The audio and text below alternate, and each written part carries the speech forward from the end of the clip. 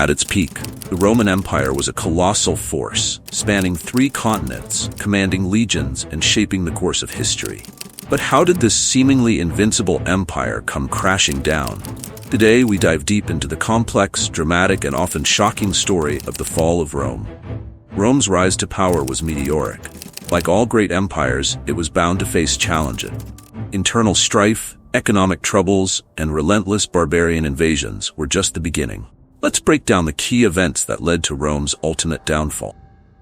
The seeds of Rome's downfall were sown long before the final collapse. Crisis of the 3rd century, 235 to 284 AD, saw a relentless parade of emperors, most of whom met violent ends, leading to instability and the near disintegration of the empire. Plagues, economic collapse, and invasions on multiple fronts left Rome gasping for breath.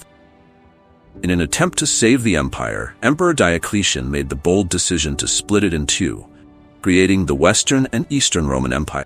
While the East, later known as the Byzantine Empire, would thrive for another millennium, the West was on a ticking clock. Barbarian invasions were a constant threat to Rome's borders. But by the 4th and 5th centuries, these tribes were no longer just raiders, they were conquerors. The sack of Rome in 410 AD by the Visigoths sent shockwaves throughout the empire, signaling that the Eternal City was no longer untouchable. Rome wasn't just battling enemies on the outside. Internally, its economy was collapsing. With overextended borders, the cost of maintaining the empire became unbearable. Heavy taxation, inflation, and a reliance on slave labor only made matters worse. The once thriving cities began to decay, and the Roman world fell into a deep recession.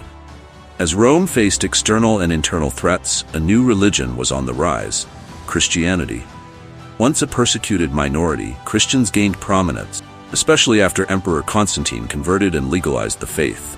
By the end of the 4th century, Christianity became the official religion of the empire, leading to profound cultural and societal shifts. In 476 AD, the Roman Empire in the West officially came to an end.